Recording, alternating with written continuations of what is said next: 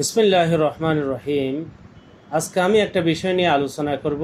বিষয়টি হলো তারাবি ও তাহাজ্জুদ নামাজের মধ্যে পার্থক্য কী। সাধারণত তাহাজ্জুদ নামাজ ইসলামের প্রাথমিক যুগে তৃতীয় বর্ষে নবুয়তের ফরজ ছিল।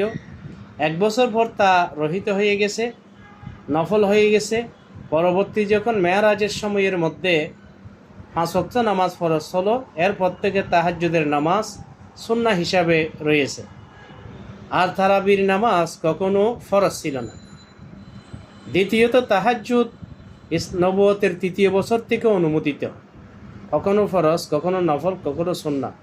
কিন্তু তারাবি নবুয়তের 10ম বছর অনুমোদিত, এর আগে তারাবির নামাজ ছিল না। তাহাজ্জুদের নামাজ কোরআন দ্বারা প্রমাণিত। ওয়ামিনাল লাইলি ফাতাহাজ্জাদ বিহি নাফিলাতাল লাক। এখানে তাহাজ্জুদের কথা বলা হয়েছে, কিন্তু তারাবির নামাজ হাদিস দ্বারা প্রমাণিত।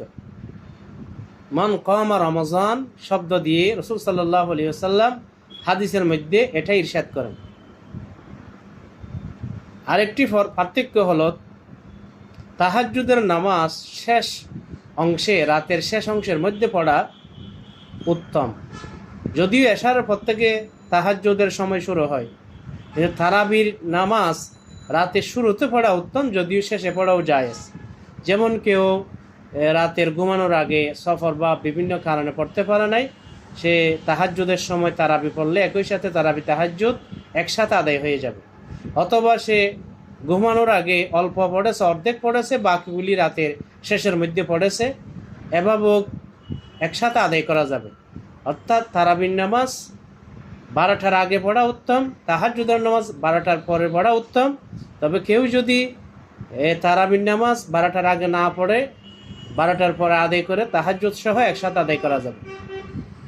তাহাজ্জুদ মক্কাতেই অনুমোদিত, প্রথমে ফরজ হয়েছিল, পরে সুন্নাহ বা নফল হিসাবে ছিল। কিন্তু তারাবির নামাজ মদিনাতেই অনুমোদিত, 10ম হিজরিতেই তারাবি অনুমোদন হয়েছে।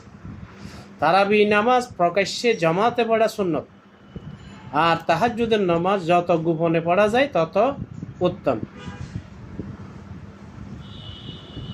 এবং অনেক আলিমগণ বলে থাকেন রমজানে তারাবি পড়াই সুন্নত, তাহাজ্জুদ পড়া তখন নফল হিসাবে গণ্য হয়ে যায়।